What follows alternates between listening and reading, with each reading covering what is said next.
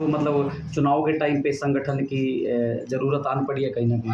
देखिए, संगठन तो पहले से ही प्रक्रिया चल रही है, चलती जा रही है और मैं एक महिला कांग्रेस की प्रेसिडेंट होने के नाते मैं अपने संगठन के बारे में बता सकती हूँ, ना कि जो मेन कांग्रेस का जो संगठन है कब आएगा, कैसे आएगा, क्यों आ रहा है और आ रहा है, तो वो हमारे जो शीर्ष नेतृत्व हैं वो ही बता रहे हैं। तो आज जिला लेवल पर, ब्लॉक लेवल पर सभी प्रकार की आप जो कार्यकारिणी की घोषणा है वो करके जाएँगे? जी, घोषणा भी करके जाएँगे, उनको पत्र है, नियुक्ति पत्र वो हाँ, भी दिया नियुक्ति जाएगा। पत्र भी देके जाएँगे। और आप एक जो मेन समस्या है वो तो आपने की नहीं कि महिला उत्पीड़न की समस्या कितनी बड़ी है।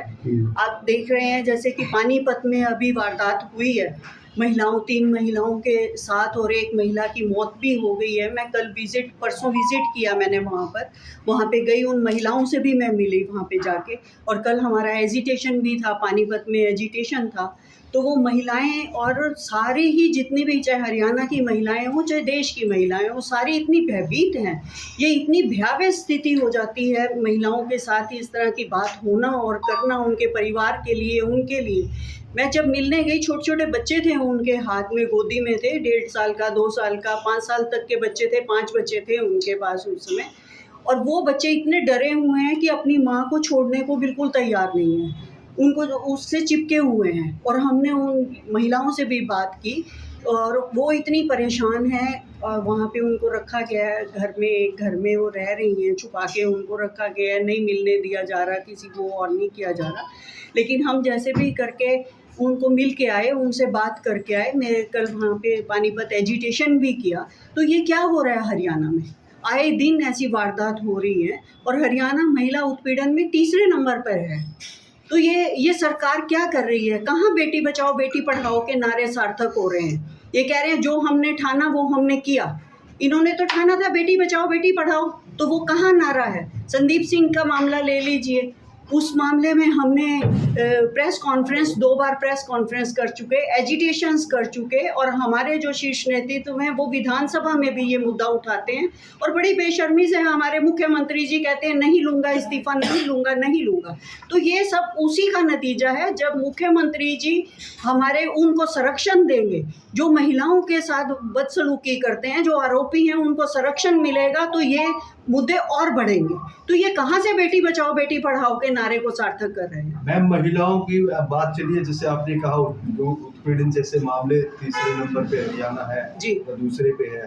तो अभी हाल ही में करनाल में एक मामला हुआ था सेक्टर 13 में, जी। तो आपने उसमें जायजा लिया? आपके किसी का साथियों ने? हमारी जिला अध्यक्ष वहाँ पे गई है, वहाँ पे पूरा जायजा लिया है। वो अपहरण हुआ था जो, उसका पूरा जायजा लिया है। हम जो भी बात होती है हम साथ ही साथ उन मुद्दों को उठाया जाता है। और हमारे जो जिला अध्यक्ष सेक्टर 13 सुसाइड, अच्छा सेक्टर 13 पूर्वांचल समाज, मैं आपको कह रही हूँ, जो भी मामले जहाँ भी जिस भी डिस्ट्रिक्ट में होते हैं, वो डिस्ट्रिक्ट प्रेसिडेंट को हम तभी साथ के साथ, अगर वो बाय चांस उनसे मिस भी हो जाए तो हम उनको संज्ञान में लाते हैं और उनको भेजा जाता है। वहाँ पे भेज के और सारी बात पता करके और सारी बातें की जाती हैं। ऐसा नहीं है, महिला कांग्रेस हर समय उस पे सड़क पे है और महिलाओं के सम्मान के लिए खड़ी है। तो उसके परिवार से मिले हैं? जी जी। नहीं, ये मामला तो दुखद है जी, लेकिन अगर कांग्रेस होती तो क्या करते इसमें जी? कौन सा मामला? जो मामला आपने बताया जो पानीपत में हुआ।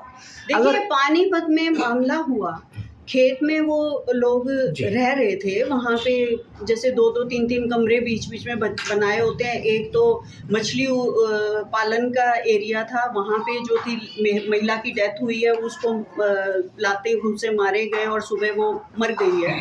और छोटे छोटे बच्चे हैं उनके, 3 साल की उसकी बेटी थी, 7 साल का उसका बेटा था। और दूसरा जो मामला 2 किलोमीटर ही दूर दूसरा डेरा था और वहाँ पर वो लोग फिर पहुँचे हैं। वहाँ पे उन्होंने मार पिटाई भी की, सब वो किया। और उसके बाद वहाँ म्यादी हो रही है कि भाई अब खेतों में जो है कोई भी महिला नहीं रहेगी। तो क्या ये सल्यूशन है? अगर कहीं भी हमारे यहाँ पे किसी भी जगह पे कोई भी वारदात होती है तो हम, क्या ये सल्यूशन है कि अब आप ये घर जो है सेफ नहीं है, अब आप यहाँ नहीं रहोगे? वो लोग काम कर रहे हैं, रोजी रोटी है उनकी वहाँ पे, वहाँ से उनको हटा दिया गया है कि भाई ये क्या सल्यूशन है सरकार का? ये कोई सल्यूशन नहीं है।